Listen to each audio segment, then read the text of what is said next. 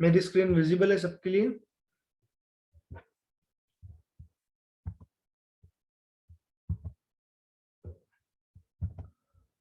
Visible है? चलो बढ़िया है। अभी अभी विजिबल है फैज भाई?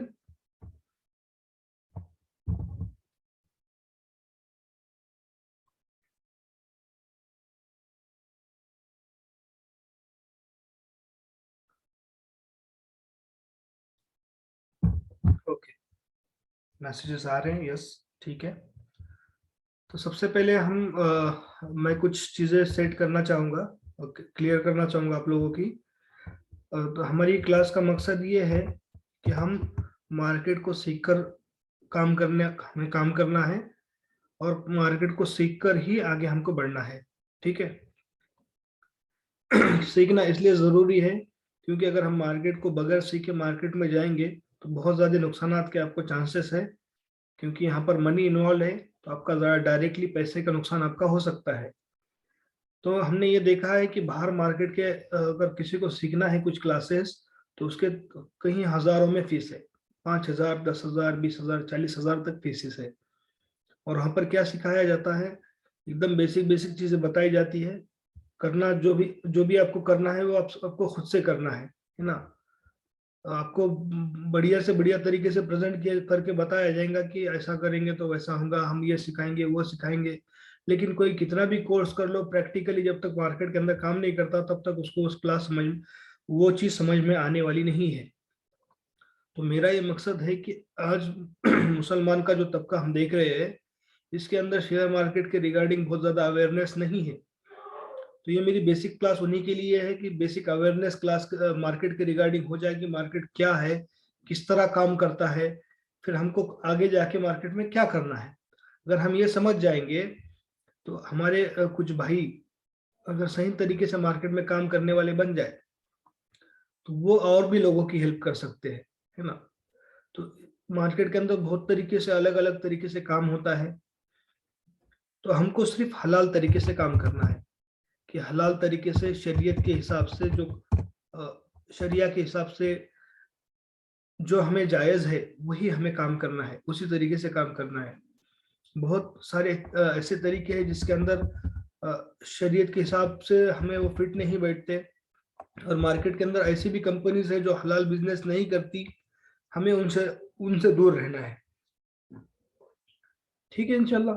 तो ये हमारा विजन हुआ कि हमें मार्केट में जो काम करना है वो हलाल तरीके से शरीयत के हिसाब से करना है। ये हो गया। और हमारा मिशन क्या है कि अगर हम इस मार्केट को सीखकर काम करने वाले बन जाए तो हम क्या कर सकते हैं कि हम खुद फाइनेंशियली फ्रीडम हासिल कर सकते हैं, यानी पैसों की आज़ादी पा सकते हैं, है ना। तो हमारा यहाँ पे मिशन क्या रहेगा? Financial freedom. हमें पैसे की आज़ादी हासिल करना है, और इसी के साथ ही साथ हम पैसे की आज़ादी हासिल कर ले तो हमारे पैसे में से कुछ हमें सदकात निकालना है, और हमारे आसपास के जो लोग हैं इनका हमें ध्यान रखना है। ठीक है। तो हम खुद के पैर पे खड़े होने वाले बन जाएंगे, और इसी के साथ ही साथ हमारे दूसरे मुस्लिम भाई हैं, हम उनकी भी मदद करने वाले बन जाएंगे। तो यहाँ से हमें नो डाउट यहाँ से हमें कुछ पैसा लगाकर पैसा कमाना है। जैसा कि वॉरेन बफेट का कोट है, जब तक आप आपका पैसा आपके लिए काम करना शुरू नहीं करता तब तक आपको काम करना पड़ेगा, है ना। यानी मरते दम तक आपको काम करना पड़ेगा। अगर आपने आपका पैसे को काम पे लगा दिया और आपके लिए वो पैसा बना रहा है, तो उस कंडीशन में आपको आगे काम करने की जरूरत नहीं। तो ये क्लास उनके लिए है जो ये चाहते हैं कि हमारे फाइनेंशियल हमें फ्रीडम हासिल हो जाए, इसी के साथ ही साथ हमारा पैसा हमारे लिए काम करे। ठीक है। ये क्लास किसके लिए है? ये क्लास हर उस बंदे के लिए है जो कि स्टूडेंट है, टीचर है, डॉक्टर है, इंजीनियर है। ठीक है। आईटी प्रोफेशन से है, प्रोफेशनल मार्केट में है। ठीक है। अभी इस क्लास के अंदर ऐसे भी लोग हैं जो कई सालों से मार्केट में काम कर रहे हैं। ठीक है। ये क्लास उनके लिए भी है। और ऐसे भी बंदों के लिए है जो एकदम फ्रेश है ना। तो ये क्लास सबके लिए है, फॉर ऑल। तो अभी हम इस क्लास के अंदर किस तरह से प्रोग्रेस करेंगे। सबसे पहले तो हम कुछ बेसिक यानी बिगिनर वाला सेशन लेंगे, ठीक है। बिगिनर सेशन के अंदर हम मार्केट के अंदर इन्वेस्टमेंट क्यों करना है वो समझेंगे। उसी के साथ ही साथ हम कुछ बेसिक रेगुलेटरीज के बारे में समझेंगे, और उसके बाद हम समझेंगे आईपीओ क्या होता है। इसके बाद में हम जाएंगे इंटरमीडिएट लेवल पर। इंटरमीडिएट लेवल पे हम सीखेंगे कि स्टॉक मार्केट क्या है, इंडेक्स क्या है, ठीक है। और एडवांस लेवल पे हम टर्मिनल सीखेंगे, ट्रेडिंग टर्मिनल किस तरह से होता है, उसके अंदर क्लियरेंस एंड सेटलमेंट किस तरह से होता है, ठीक है। और कॉर्पोरेट एक्शंस क्या होते हैं, और मार्केट इवेंट्स क्या होता है, ये एडवांस में हम सीखने वाले हैं, ठीक है। तो ये हमारा कोर्स कंटेंट मैं आपको दिखा देता हूँ। ये आपके स्क्रीन के ऊपर अपना कोर्स कंटेंट है। तो ये पूरा कोर्स कंटेंट है। इसके लिए हमको 5 से 6 दिन लगेंगे, लेकिन मैं कोशिश करूंगा कि ये जल्द से जल्द और एकदम क्विक टाइम में क्रिस्पी तरीके से आपको समझ में आए और मैं उसको प्रेजेंट कर पाऊँ। तो ये हमारी जर्नी रहेगी। ये बेसिक्स ऑफ स्टॉक मार्केट का जो कोर्स है फर्स्ट वाला, ये इसके अंदर ये सीखेंगे हम। ये सीखने के बाद इस लेवल पे आ जाएंगे कि हमें मार्केट के अंदर की कुछ टेक्निकल चीजें समझ में आ जाएंगी कि मार्केट में किस तरह से काम होता है, क्या होता है, कौन लोग होते हैं वहां के अंदर, वहां पे क्या क्या लिमिटेशंस है और क्या क्या वर्डिंग इस्तेमाल होती है। ये सब चीजें हमें बेसिक में समझ में आ जाएंगी, ताकि आप एक बेस पे आ जाए। जिनको बिल्कुल भी पता नहीं है और जिनको पता है, उनके अंदर भी नॉलेज के अंदर इजाफा इसके अंदर होने वाला है। इसके बाद में हम जब बेसिक कंप्लीट करेंगे, तब लोगों के 2 सवाल जहन में आते हैं कि मार्केट में इन्वेस्टमेंट करना चाहिए या मार्केट में ट्रेडिंग करना चाहिए। तो इसके रिगार्डिंग बहुत सारे आपके माइंड में होगा कि मैं इन्वेस्टमेंट करूं या ट्रेडिंग करूं, ठीक है। तो हम जब इन्वेस्टमेंट की बात करते हैं तो इन्वेस्टमेंट हम लॉन्ग टर्म के लिए करते हैं, और ट्रेडिंग की जब बात होती है तो ट्रेडिंग हम शॉर्ट टर्म के लिए करते हैं, यानी कुछ समय के लिए करते हैं। तो किसको ट्रेडिंग करना है, किसको इन्वेस्टमेंट करना है, अपने गोल किस तरह सेट करना है, वो भी हम बेसिक वाले क्लास में ही सीखेंगे। जब हमारा बेसिक का क्लास कंप्लीट हो जाएगा, तो बेसिक का क्लास कंप्लीट होने के बाद में हम सीखेंगे कि फंडामेंटल एनालिसिस किस तरह किया जाता है।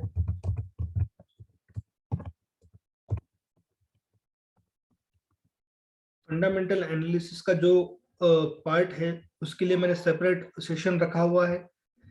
तो मैंने जैसे जिस तरह से बताया था, जो बिगिनर सेशन है अपना बेसिक ऑफ स्टॉक मार्केट, वो सबके लिए फ्री ऑफ कॉस्ट है। लेकिन जब से हम फंडामेंटल एनालिसिस स्टार्ट करेंगे, तो अभी मैं जैसा देख पा रहा हूँ और आप भी देख पा रहे होंगे कि अपने क्लास के अंदर 60+ स्टूडेंट ने एडमिशन लिया है, लेकिन यहाँ पर प्रेजेंट कितने हैं, सिर्फ 33 स्टूडेंट प्रेजेंट है, ठीक है। तो एक मेरे को अश्योरिटी चाहिए सब लोग से कि सब लोग अपने टाइम पर और वक्त पर आ जाए, ताकि आगे आने वाले कोर्सेज के अंदर अपना टाइम बर्बाद ना हो। इसके लिए मेरे ये फंडामेंटल एनालिसिस और इसके आगे का जो नेक्स्ट कोर्स है, फंडामेंटल एनालिसिस के बाद में हम सीखने वाले हैं टेक्निकल एनालिसिस।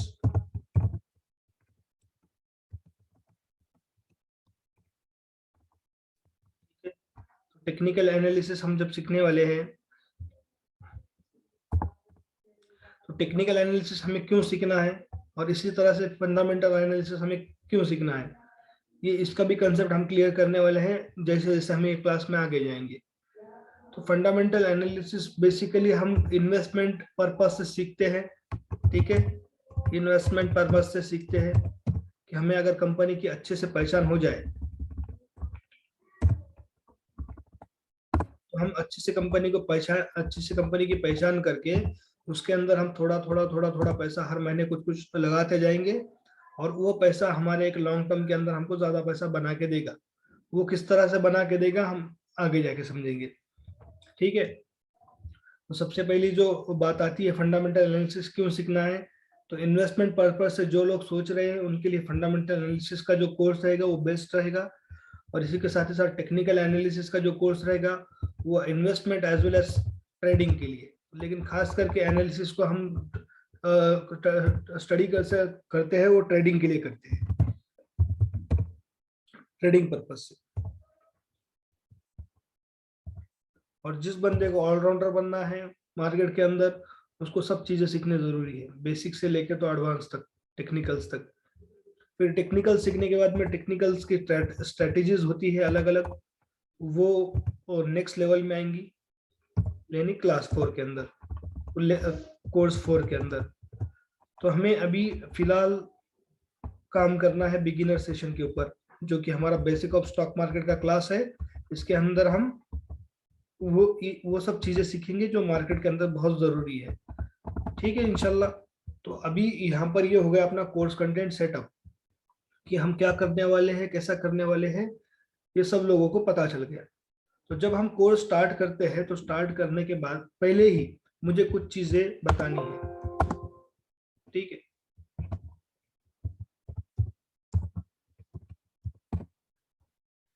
देखो अभी जो लोग मार्केट में काम कर रहे हैं उनको पता है कि मार्केट के अंदर बहुत सारी कंपनीज है ना, बहुत सारी कंपनीज है, लेकिन उसके अंदर सिर्फ और सिर्फ हमें उसी कंपनीज के अंदर इन्वेस्टमेंट करना है या ट्रेडिंग करना है जो शरीयत के हिसाब से कंप्लायंट है। अभी हम ये कैसा समझेंगे कि कौन सी कंपनी शरीयत के हिसाब से कंप्लायंट है और कौन सी कंपनी शरीयत के हिसाब से कंप्लायंट नहीं है? तो इसके लिए हमने एक छोटा सा उसको स्टडी किया है। तो हमको कंपनी जब देखना है तो हम उसको दो पार्ट में देखते हैं। एक तो हम बिजनेस देखते हैं, बिजनेस जायज है या नहीं है, और दूसरा हम देखते हैं कि फाइनेंशियल नंबर कंपनी के ओके है या नहीं है। ये हो गया बिजनेस स्क्रीनिंग। और दूसरा जो पार्ट है कि तरीका, है ना, एक तो है स्टॉक जिसके अंदर हम इन्वेस्टमेंट करेंगे या ट्रेडिंग करेंगे, हमें स्टॉक सिलेक्शन आना चाहिए, स्टॉक सिलेक्शन करना है। और दूसरी चीज क्या करना है हमें, तरीका उसका। कोई वीडियो चालू ना करें, डिस्टरबेंस होता है क्लास के अंदर, तो सब लोग वीडियो बंद रखें। ठीक है, तो उसका दूसरा जो पार्ट है, हमें क्या सीखना है, वे सीखना है, वे यानी तरीका।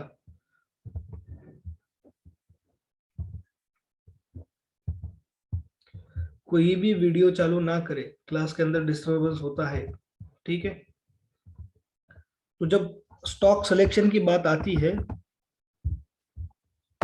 तो मैंने पहले ही बता दिया था आपको कि उसके अंदर हम बिजनेस स्क्रीनिंग देखेंगे,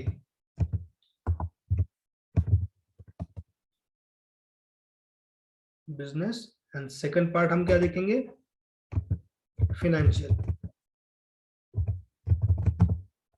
जिनको बिल्कुल समझ में नहीं आ रहा है वो बिल्कुल भी फिक्र ना करें, इंशाल्लाह एकदम बेसिक बेसिक कंसेप्ट्स के साथ में सिखाया जाएगा।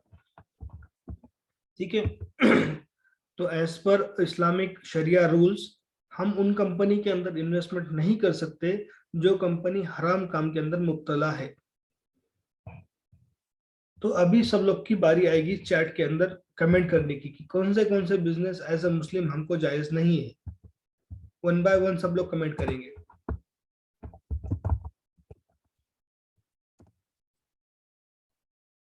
बैंक, इरशाद भाई बोल रहे बैंक, गुड। बैंकिंग में हम इन्वेस्टमेंट नहीं कर सकते, बैंकिंग। उसके बाद सैयद साद भाई बता रहे लिकर, करेक्ट। शराब, राइट। अयाज भाई इंटरटेनमेंट बता रहे, ठीक है, एंटरटेनमेंट इंडस्ट्री। परवेज भाई बिल्कुल सही। हेल्थ केयर किसने लिखा है, तो वो हेल्थ केयर में हम इन्वेस्टमेंट कर सकते हैं, उसके अंदर कोई मसला नहीं है ना।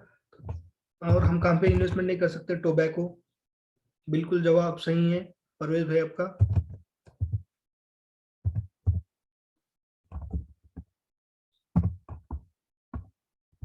यस, अब्दुल कलाम भाई, करेक्ट। और यानी खिंजीर,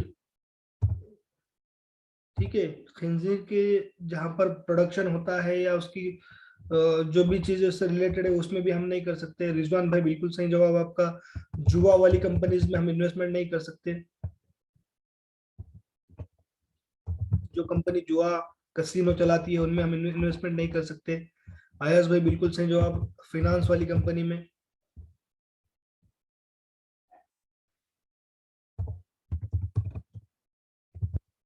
फिनांस से रिलेटेड कंपनी से, उसके अंदर भी हम इन्वेस्टमेंट नहीं कर सकते। ठीक है, और जवाब क्या है? जो कंपनी दूसरों को धोखा दे, बिल्कुल सही जवाब। धोखाधड़ी वाली कंपनीज के अंदर भी हम इन्वेस्टमेंट नहीं कर सकते।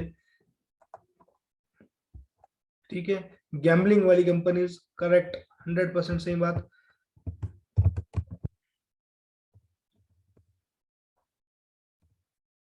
प्रेजेंटेशन चाहे तो मैं पहले ही बना के रख सकता था, लेकिन सबको समझने में आसानी होगी स्क्रीन के ऊपर क्या लिखा जा रहा है, इसलिए मैं आपके सामने ही करता हूँ काम।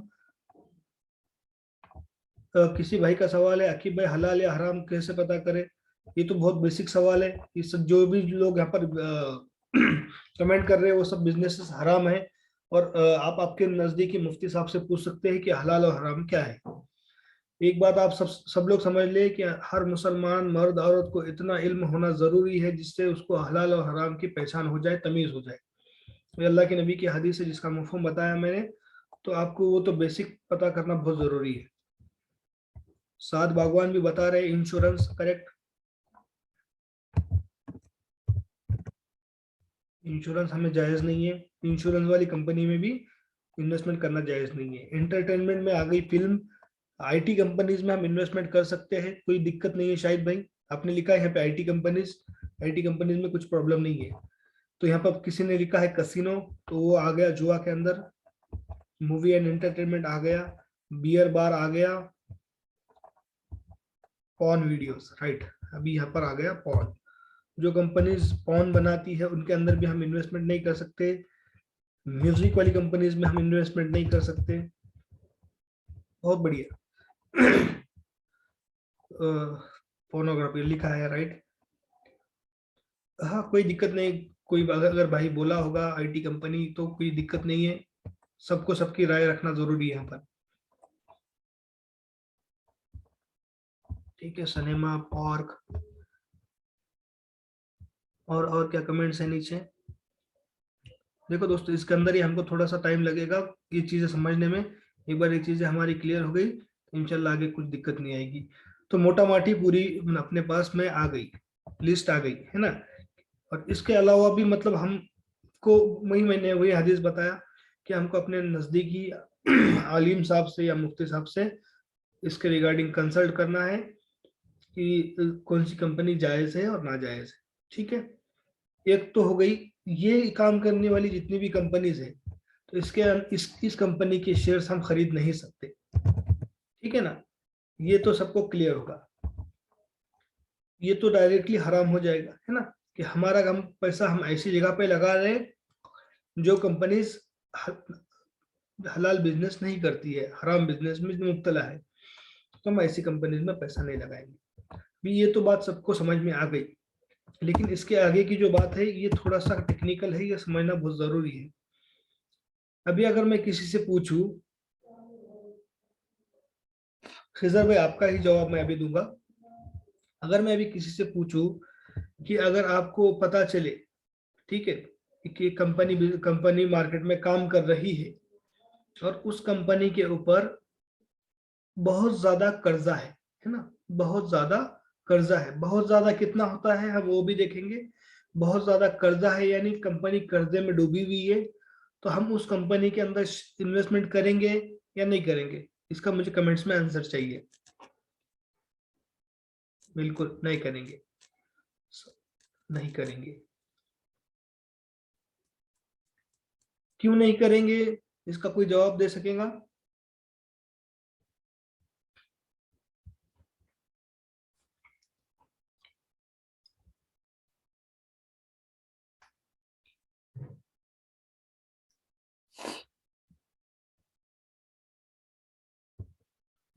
एक जवाब आया है जिलानी साहब का कि बहुत ज्यादा अगर कर्जा ना हो तो कर कर सकते हैं।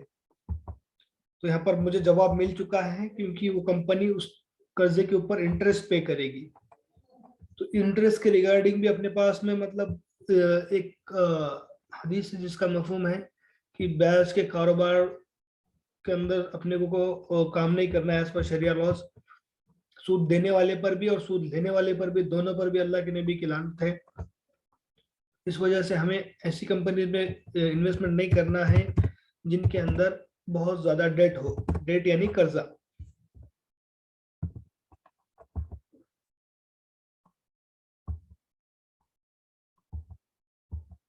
ठीक है, सब लोग ने बराबर जवाब दिया है।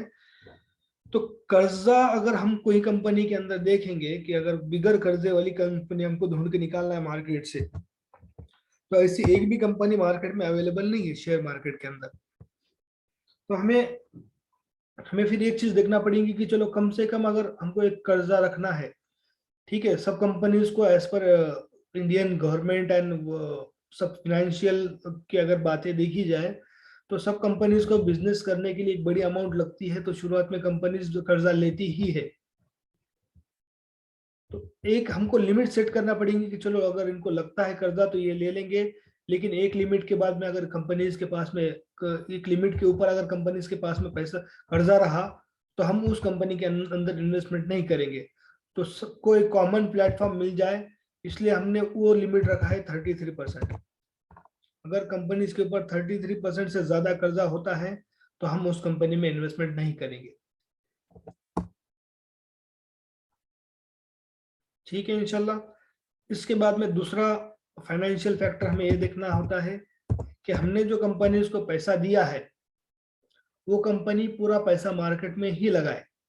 अगर वो कंपनी अपने पास में अपने हाथ में अगर पैसा रखेंगी तो ठीक है, वो पैसा यूटिलाइजेशन में नहीं आएगा, इस्तेमाल में नहीं आएगा। इस वजह से उस पैसे के ऊपर जो है तो इन्फ्लेशन की मार गिरेगी, महंगाई की मार लगेगी। तो कंपनी अगर खुद के हाथ में पैसा रख रही है तो ये हमारे लिए नुकसान की बात है एज अ शेयर होल्डर। तो हम ऐसे कंपनीज में भी पैसा नहीं लगाएंगे जो कंपनी 33% से ज्यादा कैश इन हैंड रख रही है।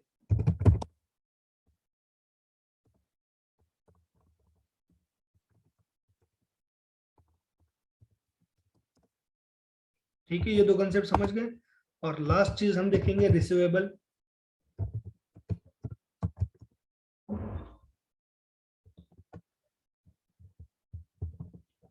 यानी कंपनी ने माल तो बेच दिया मार्केट के अंदर बहुत ज्यादा, लेकिन मार्केट से पैसा आना बाकी है। ठीक है, कंपनी ने सेल बहुत बढ़िया कर दिया, लेकिन कंपनी का पैसा पूरा मार्केट में अटका है। अगर ऐसी कंडीशन बनती है, अगर ये कंडीशन आप आपके बिजनेस में भी लगाएंगे तो आप बिल्कुल समझ सकते हैं कि मार्केट से पैसा आने को कितना टाइम लगेगा, कौन अपने जो ग्राहक है वो कब देंगे ये पता नहीं। और अगर पैसा बहुत ज्यादा मार्केट में अटका है और कोरोना जैसी सिचुएशन होती है या लॉकडाउन हो जाते हैं, तो ऐसी कंडीशन में ऐसी कंपनीज को बहुत नुकसान हो सकता है और ऐसी कंपनीज बंद भी हो सकती है। इस वजह से हम दूसरा रिसीवेबल जो पार्ट है इसमें हम ऐसी कंपनीज को नहीं लेंगे जो कंपनी ने 49% से ज्यादा कंपनी में 49% से ज्यादा मार्केट में उधार दिया है। उधार में मार्केट में उधार देकर रखा है, यानी 49% से ज्यादा मार्केट से पैसा आना बाकी है।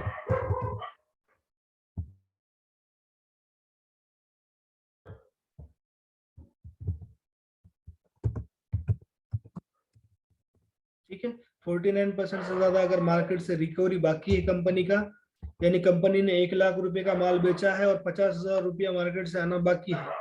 तो फॉर एग्जाम्पल अगर कंपनी मार्केट में 20% मार्जिन पे काम कर रही है, तो कंपनी को 1 लाख के ऊपर 20,000 रुपये फायदा होने वाला था, लेकिन कंपनी ने 50% मार्केट में ही देकर रखा है, तो 50% तो वो अभी फिलहाल करंट कंडीशन में लॉस में चल रही है।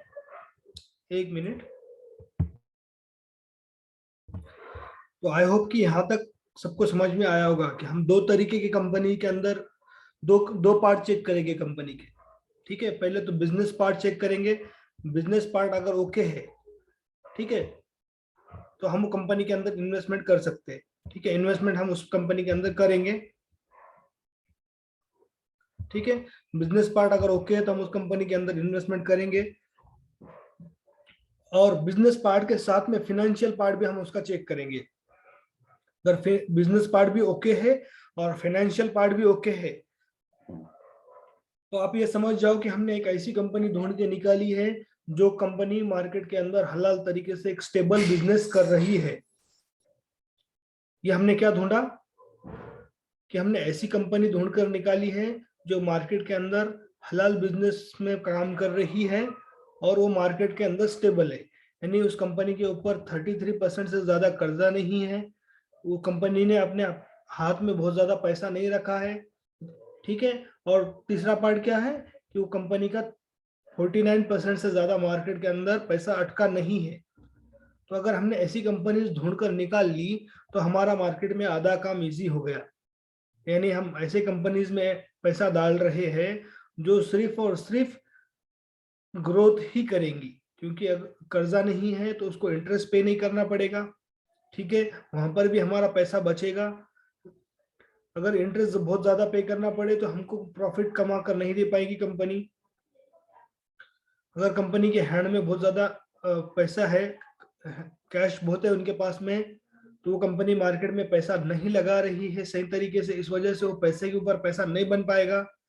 ठीक है, ये भी कंपनी हमने रिजेक्ट कर दी। और तीसरी कंपनी ऐसी रिजेक्ट कर दी जो कंपनी ने माल बहुत ज्यादा बेचा है और उसकी रिकवरी नहीं कर पाई। तो अगर ये दो पार्ट हमने अगर स्क्रीनिंग कर लिया ये दो पार्ट में कंपनीज की, तो हमारा 50% से ज्यादा काम इजी हो गया। तो यहाँ तक क्या बात समझ में आई सबके?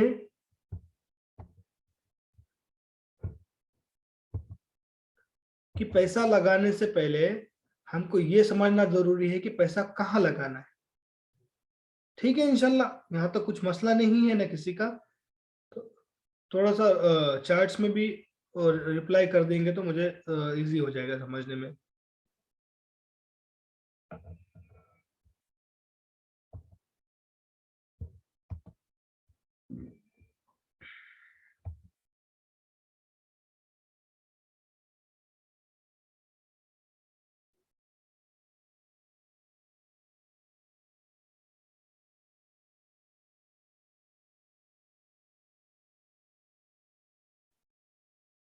चलो, काफी सारे जवाब आए हैं।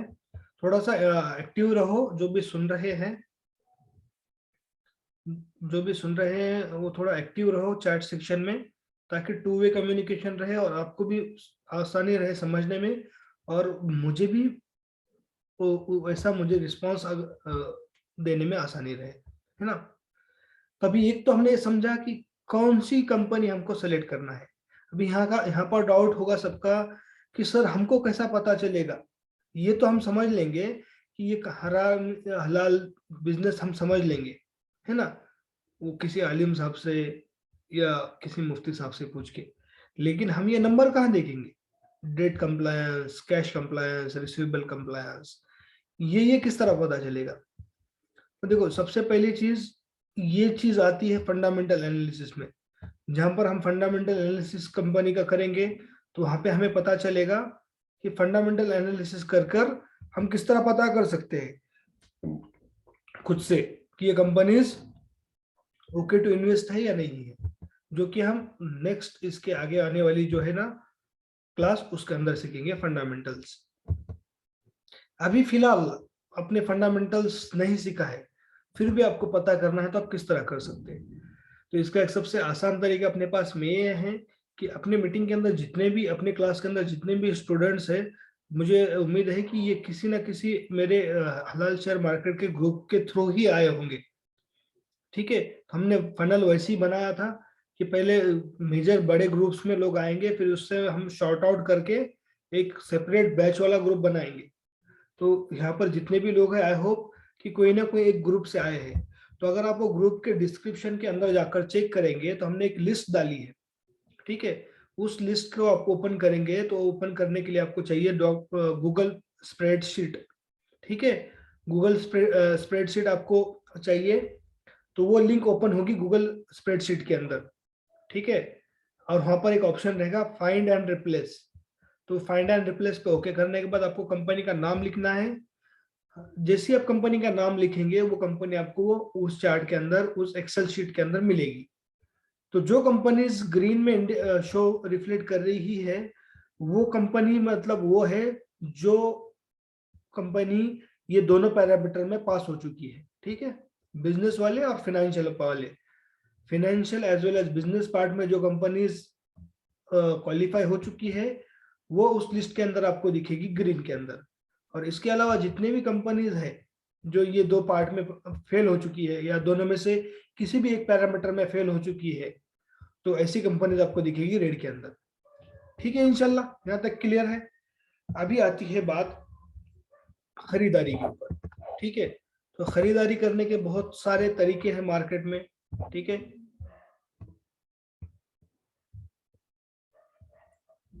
तो फिर मैं बोल रहे इस्लामी के लिए आप बताया था, आपको अगर इस्लामी के लिए ऐप परचेस करना है तो आप कर सकते हैं, जिसकी उसकी फीस कुछ हजारों में है, तो आपकी वो फीस बच जाए इसलिए हमने वो काम किया है।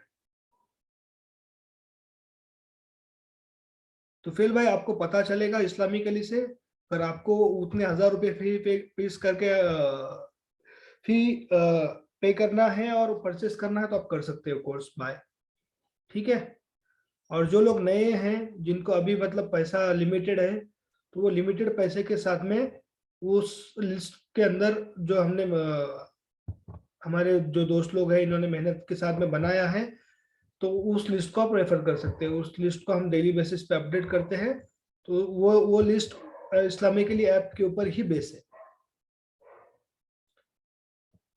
साद साद अली, हम यहाँ पर सिर्फ और सिर्फ इस्लामिकली को ही रेफर करते हैं, ये ansar.in को हम रेफर नहीं करते, और कोई भी और स्क्रीनर को हम रेफर नहीं करते, क्योंकि बाकी जितने भी स्क्रीनर्स है सब स्क्रीनर वीकली सब स्क्रीनर ईयरली बेसिस पे अपने नंबर अपडेट करते हैं, ठीक है। क्वार्टरली नंबर हर हफ्ते अपडेट होता है, आप लिख रहे हैं यहाँ पर, लेकिन क्वार्टरली रिजल्ट आते हैं और हर हफ्ते किस तरह से अपडेट होगा फिर वो, ठीक है इंशाल्लाह। तो इसके अंदर हम थोड़ा आगे जाके डिस्कशन करेंगे। ये किसी का कमेंट है, आकिब भाई आप बता रहे लिस्ट कहाँ पर है, तो ग्रुप के डिस्क्रिप्शन में मिलेगी आपको वो लिस्ट, ठीक है। तो सबको एक कॉमन प्लेटफॉर्म मिल जाए इसलिए हमने वो एक्सरसाइज किया है वन टाइम। तो आप उसकी भी मदद ले सकते हैं, या आप खुद ये पैरामीटर कैलकुलेट करके आप खुद भी आपके तरीके से निकाल सकते हैं कि जो कंपनीज कंप्लायंट है या नहीं है, ठीक है।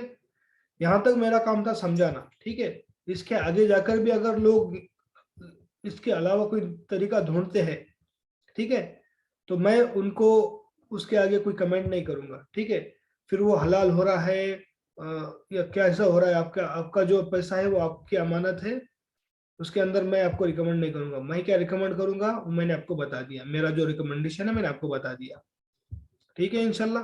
तो इस्लामी के लिए अब हम फॉलो करते हैं और उसके अंदर ये चीजें सब देखी जाती है, ठीक है।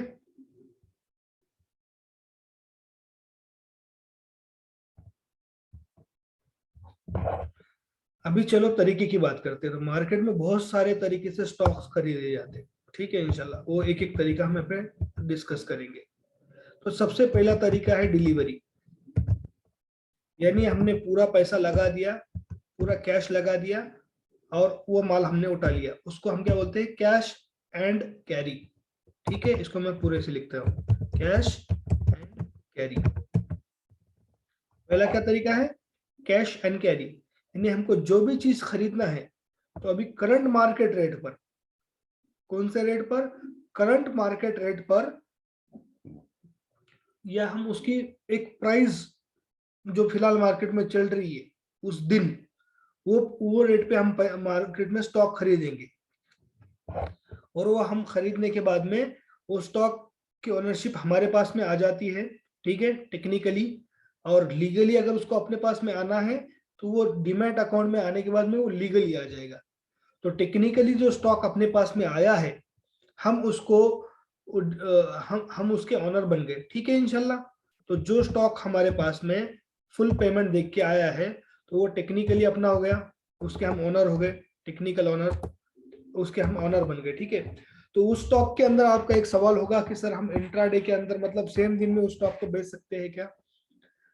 तो अभी एक बात समझिए, जो चीज आपने फुल्ली पेड करके ली है, ठीक है, तो वो उसके ऊपर आपका हक है, यानी उसको आप कब बेचना है उसी दिन बेचना है, या उसको आपको 1 साल बाद बेचना है जब अच्छा रेट बढ़कर आ जाए। यानी जो इन्वेस्टमेंट करने वाले वो लोग सोच रहे होंगे कि मैं 5 साल बाद 10 साल बाद बेचूंगा, और जो ट्रेडिंग करने वाले वो ये सोच रहे होंगे कि जितने जल्दी मैं अगर इसको बेच के मेरा पैसा निकाल लूं, यानी शॉर्ट टर्म में मैं उसको ट्रेड करके पैसा निकाल लूं, तो वो भी कर सकते हैं, है ना। दोनों तरीके से हम स्टॉक बेच सकते हैं, ठीक है, इसके अंदर बहुत सारे अलग अलग लोगों की राय है कि करना चाहिए, सेम दिन बेचना चाहिए या नहीं चाहिए। लेकिन एज पर माय नॉलेज, ये प्योरली मेरी अंडरस्टैंडिंग है, आपकी अंडरस्टैंडिंग अलग हो सकती है, लेकिन मेरी जितनी अंडरस्टैंडिंग है वो उसके अंदर अगर आप कोई भी चीज फुल्ली पे करके कैश में लेते हैं, यानी आपके पास जितना पैसा है उतना पैसा देकर आप लेते हैं, तो आप वो चीज सेम डे बेचे या कभी भी बेचे, वो आपके ऑनरशिप में है। और एज पर इस्लामिक लॉज और शरिया लॉज, ये कहा जाता है कि जो चीज के आप ऑनर है, ठीक है, जब तक आप कोई चीज के ऑनर नहीं बनते तब तक आप वो चीज बेच नहीं सकते। तो यहाँ पर हमने अगर वो चीज माल देके खरीदा है तो हमको कोई फोर्स नहीं करेगा कि उसको आज ही बेचो, जो कि दूसरा तरीका है इंट्राडे। अभी यहाँ पर क्या होता है, हमारा जो ब्रोकर है, ठीक है, तो ब्रोकर से कुछ मार्जिन लेते हैं। क्या लेते हैं? मार्जिन लेते हैं। और उस मार्जिन के ऊपर वो हमको क्या लगाता है? इंटरेस्ट, इंटरेस्ट लगाता है।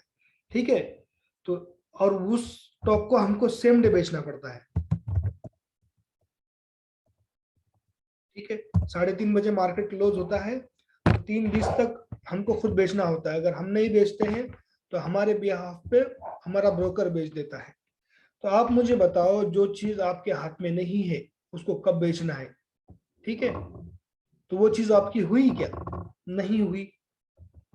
और दूसरी चीज क्या प्रॉब्लम है इसके अंदर, कि यहाँ पर वो जो हम इंटर मार्जिन ले रहे हैं इंट्राडे सेलेक्ट कर, ये सब चीजें ना टेक्निकल्स है, कि आगे जाके हम समझेंगे कि किस तरह से यहाँ पर मार्जिन लगती है, इंट्राडे को किस तरह से सेलेक्ट किया जाता है बाय करते वक्त।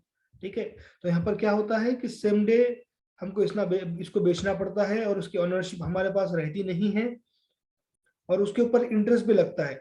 तो ये वजह से ये जो तरीका है इंट्राडे वाला, ठीक है, तो ये तरीका हमारे लिए जायज नहीं है। डिलीवरी में आप उसको लेकर बेच रहे हैं तो आप कभी भी बेचो, ठीक है, वो ओके है।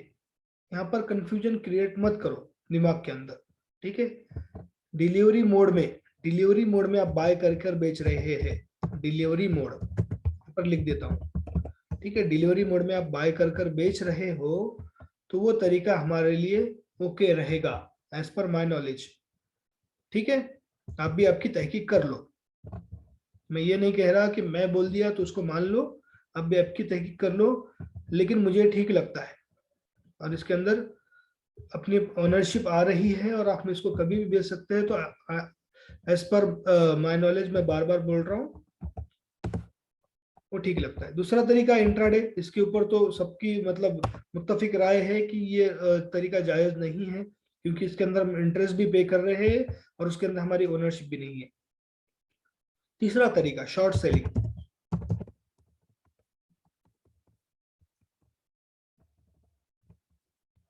शॉर्ट सेलिंग यानी किसी को पता है?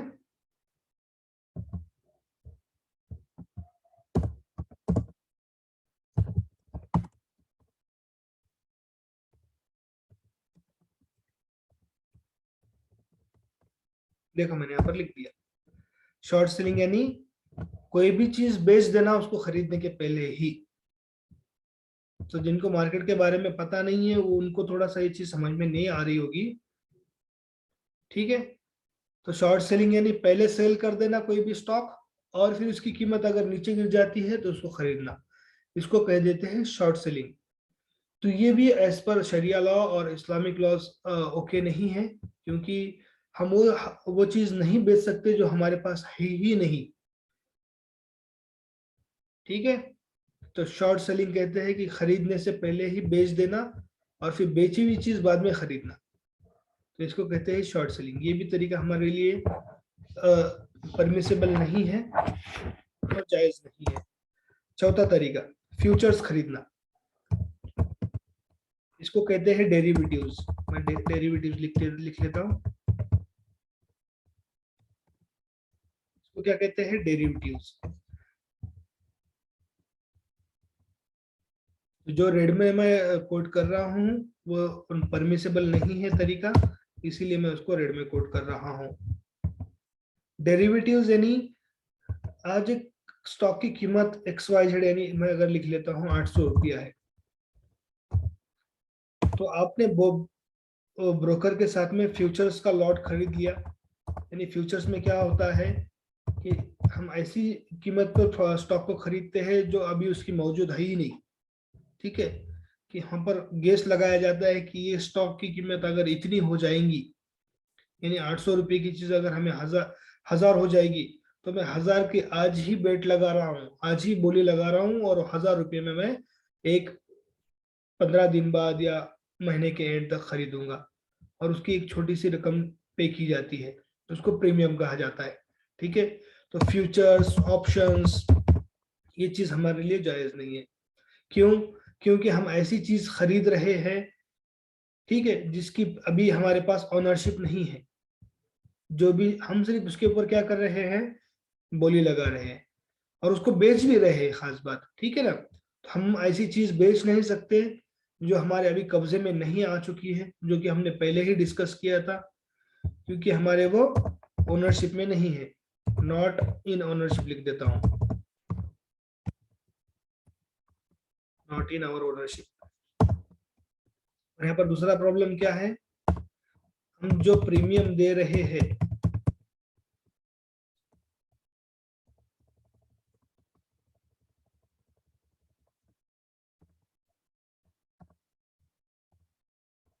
दूसरी चीज मैंने क्या बताया कि हम जो लॉट खरीद रहे हैं उसका हमको हमको मतलब एक हेवी मार्जिन पर वो चीज मिल जाती है। यानी हम ये कह रहे हैं कि 800 रुपये की चीज अगर 900 रुपये में हो जाएगी, तो ये 900 रुपये वाली चीज के हम 50 लॉट आज 500 रुपये में खरीद लेते हैं। यानी वहां पर क्या हो रहा है कि वहां पर भी ब्रोकर हमको मार्जिन दे रहा है बहुत ज्यादा, और उस मार्जिन पर हमारे को वो इंटरेस्ट लगाएगा। ठीक है, तो वो इंटरेस्ट लगाएगा। अगर वो चीज आपकी आपकी बाय या सेल सक्सेसफुल नहीं होता है, तो आपने जो प्रीमियम दिया है वो आपका डूब गया है ना। तो इस वजह से फ्यूचर्स एंड ऑप्शंस, ठीक है, ये चीजें हमारे लिए परमिसेबल नहीं है। इसी के साथ साथ कॉल पुट जो करते हैं, ये इसी में आता है, तो ये भी हमारे लिए जायज नहीं है।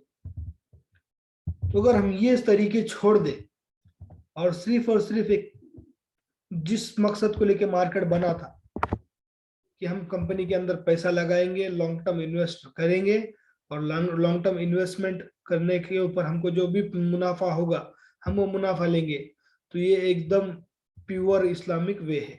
क्या है भाई? कि प्योर इस्लामिक वे है, और इसी के लिए मार्केट बनाया गया था। लेकिन बाद में ये सब चीजें वजूद में आई है। इसके अलावा कुछ और भी चीजें हैं, जिस तरह की इंडेक्स के अंदर हम पैसा लगाते हैं, मतलब इंडेक्स के अंदर भी पैसा लगाया जाता है। थोड़ा सा मैं इसको जूम आउट कर लेता हूँ। ठीक है, तो यहाँ पर ये ऊपर मिनट,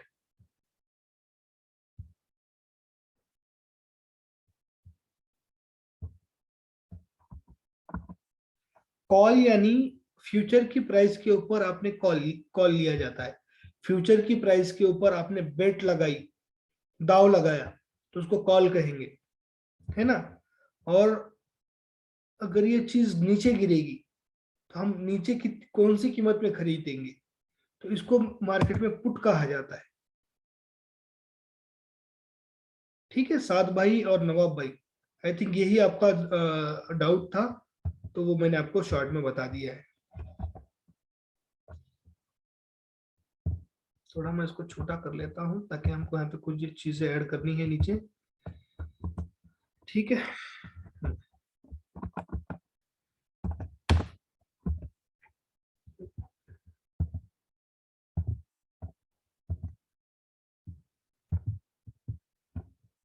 ठीक है इंशाल्लाह। इसी के साथ ही साथ इंडेक्स में भी पैसा लगाते हैं बहुत सारे लोग, है ना। तो इंडेक्स के अंदर क्या होता है कि एक कंपनी, बहुत सारी कंपनीज वहां पर रहती है इंडेक्स के अंदर।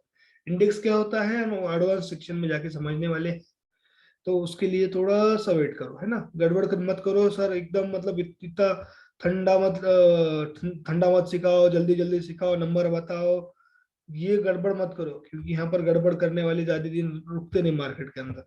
यहाँ पे सोच सब्र से काम करने वाला बंदा ही आगे जाता है, और प्रॉपर सीख के जाने आगे जाने वाला ही बंदा इस मार्केट में सक्सेसफुल रहता है। तो इसलिए एक एक चीजें बारकाई से समझो, ठीक है इंशाल्लाह। ये कुछ थोड़ी सी चीजें हैं जिसको आप अगर ध्यान से समझ लेंगे, पढ़ लेंगे, तो इंशाल्लाह इसके बाद कोई दिक्कत नहीं रहेगी आपको, ठीक है। मैं इधर लिख लेता हूँ इंडेक्स, कोई भी इंडेक्स हो, है ना, कोई भी इंडेक्स हो। अब अभी फिलहाल इतना ही समझो कि हम इंडेक्स में पैसा नहीं लगा सकते। वो इंडेक्स क्या है मैं आगे बताऊंगा, जब मैं इंडेक्स बताऊंगा तब आपको समझ में आएगा कि अरे हाँ इसके अंदर ये प्रॉब्लम है, इस वजह से सर ने बोले होंगे कि नहीं लगा सकते, ठीक है। इंडेक्स में हम नहीं लगा सकते। रिजवान भाई मैंने बताया, वापस आप सुन लो, कॉल यानी फ्यूचर की जो प्राइस है, ये चीज आपके काम की नहीं है ना, ये चीज हमें करना नहीं है, बस समझने के लिए आप पूछ रहे हो तो मैं वापस बता देता हूँ। कॉल यानी फ्यूचर की प्राइस, हम आज 800 रुपया पे कुछ स्टॉक चल रहा है और हम वो खरीद रहे हैं 900 रुपये की कीमत पर, इसको कॉल कहेंगे। और वही स्टॉक अगर 800 रुपये पे चल रहा है और हम उसको 700 रुपये की बोली लगाएंगे कि 700 पे आएगा तो खरीदेगा, तो उसको पुट कहते हैं, ठीक है। तो ये तरीके हमारे लिए जायज नहीं है, क्योंकि हम ऐसी चीजें ले रहे हैं जो हमारी ओनरशिप में नहीं है, ठीक है इंशाल्लाह। तो ये चीजें नहीं करनी है, बस इतना समझ लो, है ना।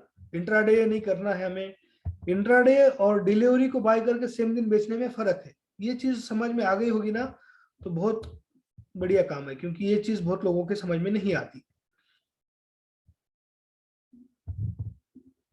एक बार मुझे कमेंट में बताएंगे कि डिलीवरी और इंट्राडे का फर्क समझ में आ गया क्या नहीं सबके। तो समझ में आया होगा तो ओके लिख दो, नहीं आया होगा तो कमेंट डाल दो हम पर, क्योंकि इसको लेके बहुत मार्केट में कंफ्यूजन है। हाँ समझ में आया है सबके।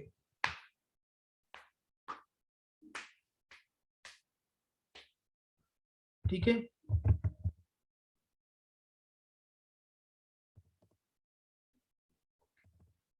ठीक है, इंडेक्स नॉट ओके है अपने लिए। तो फिर भाई बोल रहे कुछ आया नहीं आया, कुछ आया और कुछ नहीं आया। ठीक है, जो नहीं आया वो हम आगे जाके समझेंगे, क्योंकि आज यहाँ पर ही अपना थोड़ी ना खत्म हो रही क्लास, अपनी अपनी क्लास आगे भी चलेगी, है ना इंशाल्लाह। तो आगे भी हम ये चीजें समझेंगे। तो ये तरीके हमारे लिए जायज नहीं है, यहाँ तक हमने चीजें समझ ली।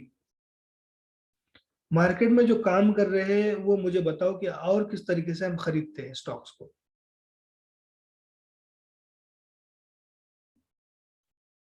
कुछ छूट रहा है क्या मेरा, देख लो एक बार।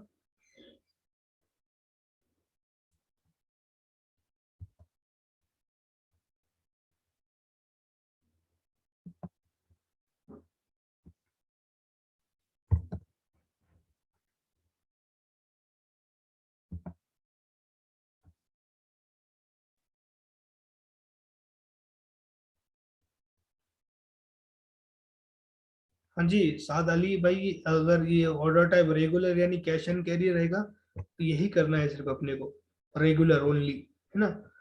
सीएनसी कहते हैं जिसको हम, कैश एंड कैरी। इसके अलावा ऑर्डर टाइप में कुछ भी सेलेक्ट नहीं करना है।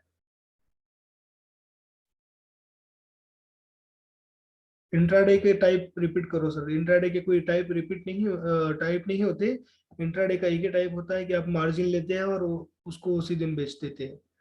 और ये फ्यूचर ऑप्शन की एक बात मैं आपको बता देता हूँ, है ना, इसकी एक्सपायरी होती है, जो भी हम लेते हैं ना उसको हमको एक वीक में या उस मंथ के एंड में बेचना होता है, तो उसका एक टाइम लिमिट रहता है। उस टाइम लिमिट की वजह से भी हमारे लिए ये चीज ओके नहीं रहती है।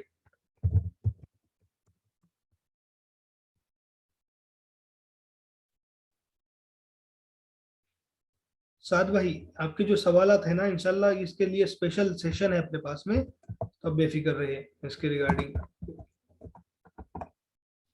आकिब भाई फिक्र ना करें, आपके जो सवालात हैं आगे हमारा एक सेशन है, उसमें हम वो क्लियर कर लेंगे। अभी मोटा मोटा इतना समझ लो कि ये नहीं करना है और ये करना है, ठीक है।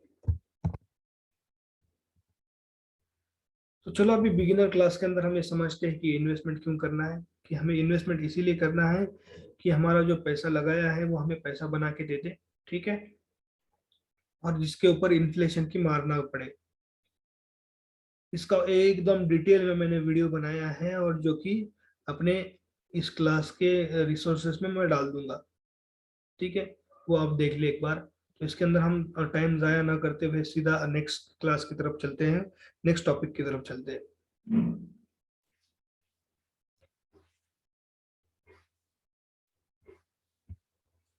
ठीक है ना, इन्वेस्टमेंट क्यों करना है ये मोटा मोटी तो लोगों को समझ में आया होगा, नहीं आया होगा तो अपने यूट्यूब के ऊपर लेक्चर है वो देख लो एक बार। अभी मार्केट में कौन कौन लोग काम करते हैं, ये चीज यहाँ पर मैंने लिखी है कि रिटेल इन्वेस्टर यानी आप, मैं, फाइनेंशियल इंस्टीट्यूशनल इन्वेस्टर्स यानी एफ आई आईज, जो कि बाहर देश की कंपनीज है जो इंडिया में आके इन्वेस्टमेंट करती है, उनको फाइनेंशियल इंस्टीट्यूशनल इन्वेस्टर्स कहा जाता है। इसी तरह से डी आई आईज रहते हैं, यानी डोमेस्टिक इंस्टीट्यूशनल इन्वेस्टर्स। ये सिर्फ इनकी शॉर्ट फॉर्म भी याद रखेंगे तो चलेगा, है ना। फिर इसके बाद में एसेट मैनेजमेंट कंपनीज रहती है, प्रमोटर्स यानी कंपनी के ऑनर्स रहते हैं, है ना, कंपनी के ऑनर्स के पास भी शेयर्स रहते हैं। सेबी यानी security exchange board of India, जो कि मार्केट को रेगुलेट करती है। इसको हम हमारे क्लास के अंदर समझने के लिए बताएंगे कि ये शेयर मार्केट की पॉलिसी है। ठीक है, ये NSDL CDSL क्या है, तो ये शेयर मार्केट के बैंक है, बैंक से। बैंक के अंदर हमारा जो अकाउंट ओपन होगा इसको हम डीमैट अकाउंट कहेंगे। ठीक है, ये डीमैट अकाउंट। और कोई भी शेयर्स बाय और सेल करने के लिए आपको एक मिडल मैन की जरूरत है, उसको हम ब्रोकर कहेंगे। ठीक है,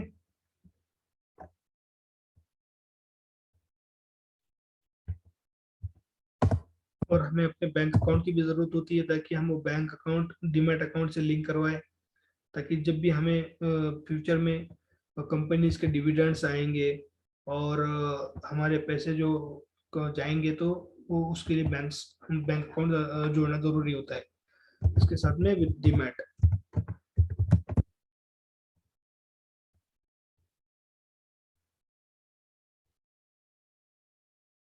अब भाई अपने इसके अंदर मेरा पब्लिक नहीं है यूट्यूब चैनल, मैं अपने क्लास के अंदर ही उसके वीडियोस एम्बेड कर दूंगा। ठीक है, तो इतनी सारी लोग मार्केट में एज अ पार्टिसिपेंट काम करते हैं। ठीक है, फिर मैं आपको पूछूंगा कि ब्रोकर कितने टाइप के होते हैं, तो मैं मोटा मोटी बता देता हूं आपको कि ब्रोकर दो टाइप के होते हैं, डिस्काउंट ब्रोकर और फुल टाइम ब्रोकर। तो डिस्काउंट ब्रोकर ही आजकल पॉपुलर है, जैसा कि जिसके एग्जांपल है जीरोदा, स्टॉक्स, एंजल ग्रुप। ठीक है, और फुल टाइम बैंकर्स यानी बैंक्स रहती है, जितने भी बैंक्स के अंदर हम डीमैट अकाउंट ओपन करते हैं वो फुल टाइम रहता है। तो इनका हम ज्यादा डिटेल में नहीं जाएंगे, क्योंकि सबको पता है कि जो डिस्काउंट्स ब्रोकर है वो अपने को कम मार्जिन लेके या कम फीस लेके हमको स्टॉक खरीद के और बेच कर देते हैं, तो हम इन्हीं में काम करेंगे। तो जिनके पास में अभी तक ब्रोकिंग अकाउंट नहीं है, डीमैट अकाउंट नहीं है, या कोई कहीं पर अकाउंट नहीं खुला है, तो आप इन चारों में से किसी के पास भी अकाउंट ओपन कर सकते हैं। ठीक है, इसके अंदर जेरोदा जो है तो फीस लेता है 200 रुपया, बाकी तीनों फ्री है। तो जिन जिन को ज्वाइन करना है उनके लिए मैं ग्रुप के अंदर लिंक डाल दे रहा हूँ, वो अपना अकाउंट ओपन कर सकते हैं।